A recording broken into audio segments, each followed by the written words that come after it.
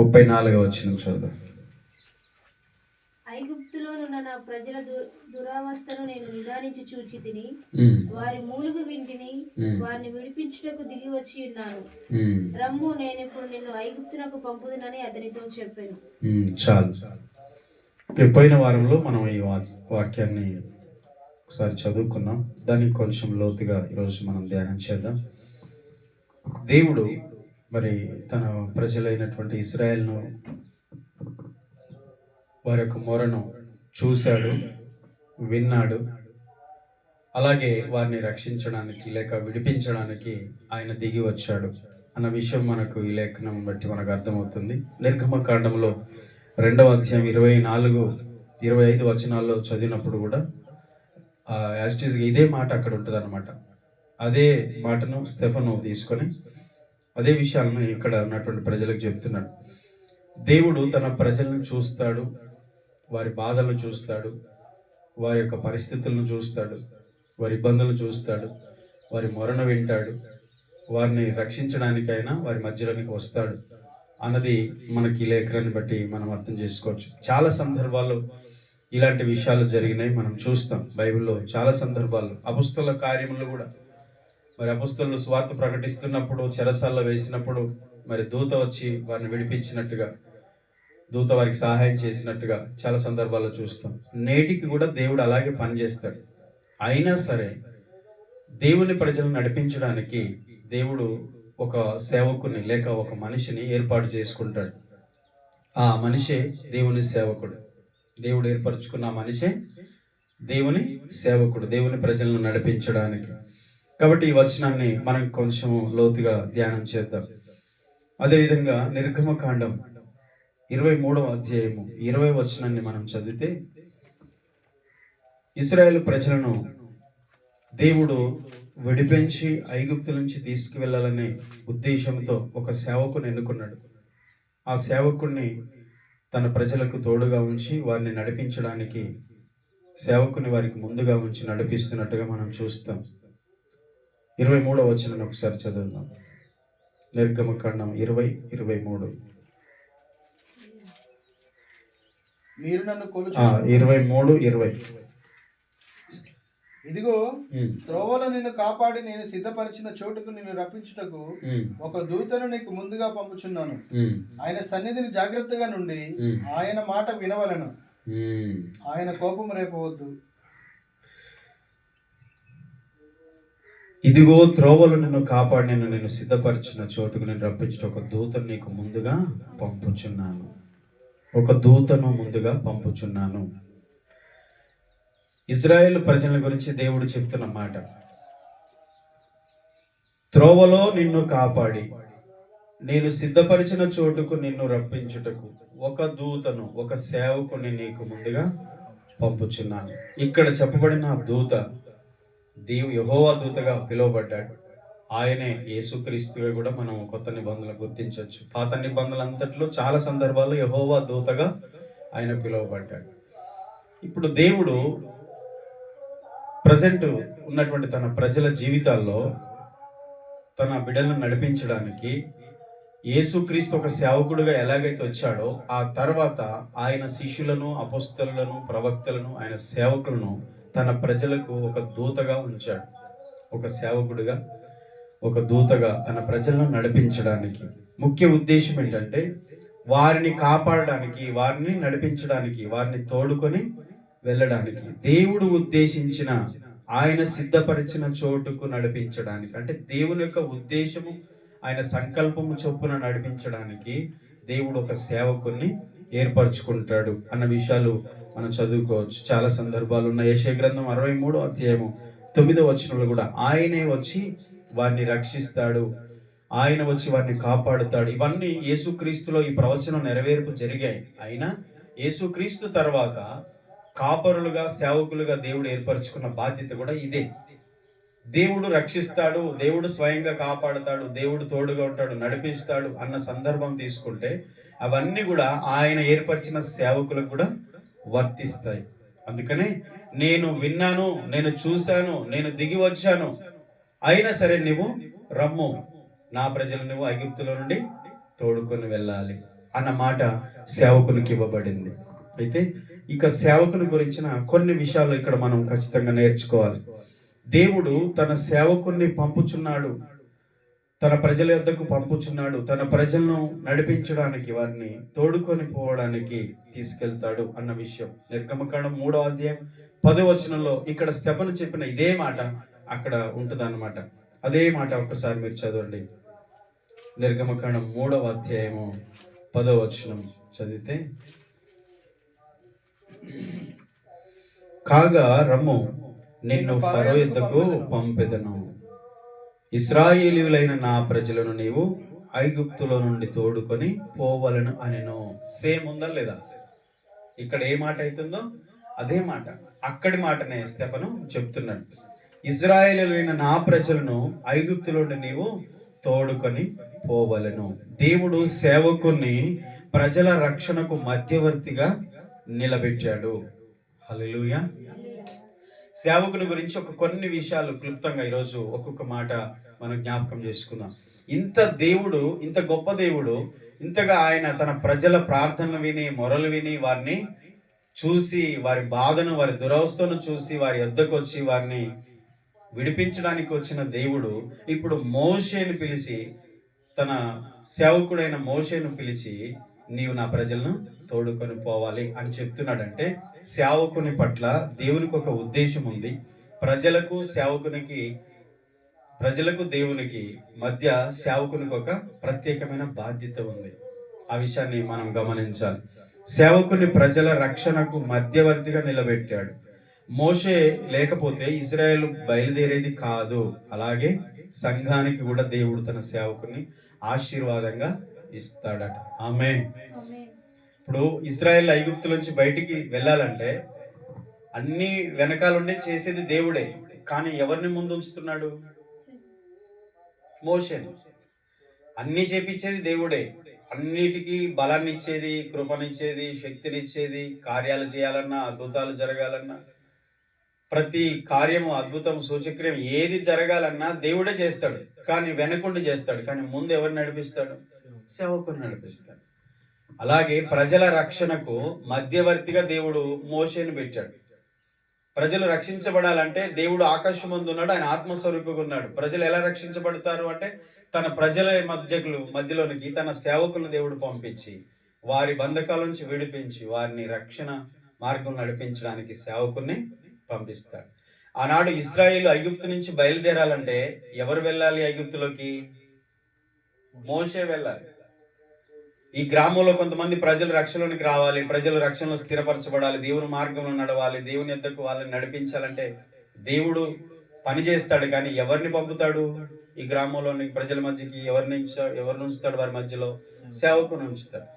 ఈ విషయము ఇజ్రాయేల్కి అర్థం కావాలి. ఈ విషయము దేవుని బిడ్డలకు అర్థం కావాలి. మనల్ని నడిపించడానికి, మనకు దేవుని మార్గాన్ని బోధించడానికి, దేవుని మార్గంలో నడిపించడానికి మనకు ఒక సేవకుడు అవసరం. ఆ సేవకుడు దేవుడు పంపిన సేవకుడు అని సంఘము, దేవుని బిడ్డలు ఏం చేయాలంటే సేవకుని గురించి అర్థం చేసుకోవాలి. ఓకే, అందుకనే ఈనాడు సంఘము కూడా సేవకుడు లేకుండా దేవుని మార్గంలో నడవలేదు. కాపరి లేని గొర్రెలు ఎలాగైతే త్రోవలో వెళ్ళలేవో, కాపరి లేకుండా గొర్రెలు ఎలాగైతే మార్గంలో సరిగ్గా వెళ్ళలేవో, గొర్రెల కాపరి లేకపోతే సంఘము కూడా ఒక దేవుడు పంపిన ఒక సేవకుడు, నాయకుడు అనేవాడు లేకపోతే సంఘం కూడా అలాగే చెదిరిపోతుంది. అందుకనే సంఘానికి సేవకుని దేవుడు ఎలా ఇచ్చాడు? ఆశీర్వాదంగా ఇచ్చాడు. ఆ సేవకుని మాట విని, సేవకుడు చెప్పిన మాటలు విని దేవుని మార్గంలో నడిస్తే వారు ఆశీర్వాదకరంగా మార్చబడతారు. ఆమేన్. చాలా విషయాలు ఉన్నాయి, కానీ 1-2 విషయాలు ఈరోజు మనం నేర్చుకుందాం. ఇంకా సేవకుడిని రమ్ము అని దేవుడు పిలిచాడంటే దేవుడు చేయలేనిది సేవకుడి ద్వారా చేస్తాడు. దేవుడు ఏదైతే భౌతికంగా డైరెక్ట్గా ఆయన ప్రజల మధ్య చేయలేడో అది సేవకుని పంపించి చేస్తాడు. చేసేది దేవుడే. మళ్ళీ గుర్తుపెట్టుకోండి, చేసేదంతా దేవుడే. ఆయన ఉద్దేశాలే, ఆయన మాటలే, అవన్నీ ఆయనదే. దాని వెనకాల పనిచేసేది కూడా ఆయనే. ఆయన శక్తిని ఇస్తాడు. కానీ ఎవరిని పంపించి చేస్తాడు ఇవన్నీ అంటే ప్రజల మధ్యలోనికి, తన ప్రజల మధ్యలోనికి తాను పిలిచి ఎన్నుకున్న తన సేవకుని పంపించి చేస్తాడు. హల్లెలూయా. అందుకనే సేవకుడు దేవుడు ఎన్నుకున్నవాడు. మొట్టమొదటి విషయం గుర్తుపెట్టుకోండి. ఎవరు ఎన్నుకున్నవాడు? ప్రజలు ఎన్నుకున్నవాడు కాదు. ప్రజలు ఎన్నికలేసి ఓట్లేసి లేకపోతే ఎలక్షన్స్ పెట్టి ప్రజలు ఎన్నుకునేవాడు కాదు. దేవుని సేవకుడు. ప్రజల సేవకుడు ప్రజలు ఎన్నుకున్నవాడు, కానీ దేవుని సేవకుడు మాత్రం ప్రజలు ఎన్నుకునేవాడు కాదు. దేవుని సేవకుడు దేవుడు ఎన్నుకున్నవాడు. కాబట్టి దేవుని సేవకుడు దేవుడు ఎన్నుకున్నాడు గనుక, సంఘం ఎన్నుకున్నది కాదు గనుక, సంఘము సేవకుని యొక్క పిలుపును, సేవకుని యొక్క అభిషేకాన్ని, సేవకుని యొక్క ఉద్దేశాన్ని గుర్తించాలి. సేవకుని పిలుపు మనుషుల చేత కాదు, అది దేవుని చేతనే. మనుషులు పిలిస్తే వచ్చిన వాడు కాదు మోషే, దేవుడు పిలిస్తే వచ్చాడు. చెప్పండి, ఐగుప్తులో ఉన్న ఇజ్రాయెల్ పిలిచారా? మోషే మీరు నాకు సేవకుడుగా నాయకుడిగా ఉండాలి రండి అని మోషేని పిలిచారా? ఇజ్రాయెల్ పిలిచారా? దేవుడు పిలిచాడా? ఇజ్రాయెల్ ప్రజలకు నాయకుడిగా ఉండడానికి దేవుడు పిలిచాడా? ఇజ్రాయెల్ పిలిచారా మోషేని? దేవుడే పిలిచాడు. ఎక్కడ? అరణ్యంలో గొర్రెలు మేపుతుంటే మిద్యాన దేశంలో మోషేను దేవుడు పిలిచి, ఐగుప్తులో ఉన్న నా ప్రజల దురవస్థ నేను చూశా, వారి బాధను నేను విన్నాను, వారు బంధకాల్లో ఉన్నారు, కష్టాల్లో ఉన్నారు, వారు ఇబ్బందులు ఉన్నారు, వారిని నడిపించాలి, వారిని మార్గంలో తీసుకెళ్ళాలి, ఐగుప్తు నుంచి వారిని బయటికి తీసుకురావాలి, రమ్ము అని సేవకుని మోషేను దేవుడు పిలిచాడు. దేవుడు పిలిస్తే వచ్చాడు సేవకుడు, మనుషులు పిలిస్తే రాలేదు. డబ్బులు ఇచ్చి సేవకుని ఎన్నుకోలేదు, సేవకుని మనుషులు అసలు ఎన్నుకోలేదు, మనుషుల పిలుపు కూడా కాదు, దేవుడు పిలిచాడు. ఆమేన్. కాబట్టి దైవ సేవకుని విషయంలో సంఘము చూసి ఎన్నుకున్నది కాదు, దేవుడు ఎన్నుకున్నవాడు అన్న విషయాన్ని గుర్తించాలి. రెండవది, దేవుని స్వరాన్ని విని నడిచేవాడు దేవుని సేవకుడు. దేవుడు చెప్పిన మాటను ముందుగా వినే వ్యక్తి సేవకుడు. ప్రజల కంటే ముందుగా సేవకుడు దేవుని స్వరాన్ని వింటాడు, దేవుని వాక్యాన్ని వింటాడు, దేవుని మాటను వింటాడు. దేవుడు సేవకునితో మాట్లాడతాడు, అదే మాటను ప్రజలకు సేవకుడు అందిస్తాడు. దీన్ని మధ్యవర్తిత్వం అంటారు. ఇప్పుడు దేవుని నమ్ముకున్న దేవుని బిడ్డలు ప్లస్ దేవుడు, మధ్యలో ఎవరు ఉంటారు? దేవుని సేవకుడు ఉంటాడు అనమాట. అంటే ఒక పోస్ట్ మ్యాన్ డ్యూటీ లాగా. అక్కడ వచ్చినటువంటి ఉత్తరం తీసుకొచ్చి ప్రజలకు ఇస్తాడు, మళ్ళీ ప్రజల సమస్యలు ఏమున్నాయో మళ్ళీ తీసుకెళ్ళి దేవునికి చెప్తాడు అనమాట. అంటే ప్రజల ఉత్తరాలు మళ్ళీ అక్కడ పోస్టులు వేస్తాడు, అక్కడి నుంచి వచ్చిన ఉత్తరాలు మళ్ళీ ప్రజలకు ఇస్తాడు. ఒక పోస్ట్ మ్యాన్ డ్యూటీ లాగా. అంటే దేవుని స్వరాన్ని మొదటగా వినేది దేవుని ప్రజలను నడిపించే నాయకుడే. ఇంకా చెప్పాలంటే దేవుడు చెప్పిన మాటను ముందుగా వినే వ్యక్తి కూడా సేవకుడే. అలాంటి వాని ద్వారా సంఘము దేవుని దిశ, దేవుని నడిపింపు తెలుసుకుంటుంది. ఆమేన్. సేవకుని మాట ఎందుకు వినాలి అంటే, సేవకుడు దేవుని మాట వింటున్నాడు, దేవుని స్వరం వింటున్నాడు, దేవుని దగ్గర కనిపెడుతున్నాడు. ప్రజల గురించిన విషయాలు సేవకుడు ద్వారా, దేవుని ద్వారా సేవకుడు తెలుసుకొని ప్రజలకు తెలియజేస్తాడు. అందుకనే సేవకుని ద్వారా సంఘము దేవుని దిశ తెలుసుకుంటుంది. ఇష్టం వచ్చినట్టు జీవిస్తే దేవుని యొక్క ఉద్దేశం, చిత్తం తెలుసుకోరు. దేవుని దగ్గర నుంచి తెచ్చిన వార్త సేవకుడు చెప్తున్నప్పుడు ఆ మాట వింటే సంఘము దేవుని ఉద్దేశాన్ని సేవకుని ద్వారా తెలుసుకుంటారు. నాకు తెలుసులే అని అనుకున్న వాళ్ళు తప్పిపోతారు. కానీ ఒక క్రమంలో ఉన్నప్పుడు దేవుని సంఘములో సేవకుని ద్వారా వచ్చే ప్రతి మాట, దేవుని ద్వారా వచ్చేది ప్రతిదీ, సంఘములో విశ్వాసులు ఎలా నడవాలి అన్నది దేవుని వాక్యము సేవకుడు బోధిస్తున్నప్పుడు ఆ దిశను తెలుసుకుంటారు. మూడవది, సంఘాన్ని బంధకాల నుండి వెలుపలికి తీసుకెళ్లే నాయకుడే సేవకుడు. ఆమేన్. ఐగుప్తులో ఉన్న ప్రజలను బయటికి తీసుకెళ్లడానికి దేవుడు మోషేను పంపించాడు. మోషే దేవుని సేవకుడుగా ఇజ్రాయేలు ప్రజలను వారి బంధకాల నుంచి, ఐగుప్తు బంధకాల నుంచి ఆయన విడిపించాడు. మోషేలాగా సేవకుడు సంఘాన్ని పాపము, బంధకాల నుంచి, భయము, గందరగోళం అనే వాటి నుంచి వెలుగులోనికి తీసుకెళ్తాడు. మోషే ఐగుప్తులో నుంచి ఇజ్రాయెల్ని ఎలాగైతే తీసుకెళ్లాడో, సేవకుడు కూడా తన దేవుని ప్రజలను అలాంటి పరిస్థితుల నుంచి తీసుకెళ్తాడు. ప్రజలు పాపములో ఉంటారు, బంధకాలు ఉంటారు, గందరగోళం ఉంటారు, అయోమయంలో ఉంటారు, కొన్ని బలహీనతలు ఉంటారు. వాటన్నిటిలో నుంచి సరిచేసి దేవుని వాక్యం ద్వారా హెచ్చరించి వారిని వాటి నుంచి తీసుకెళ్లి వెలుగులోనికి నడిపిస్తాడు సేవకుడు. అందుకనే సేవకుని మాట వినాలి. మోషే మాట వినకపోతే ఐగుప్తులోనే ఉండిపోతారు కదా.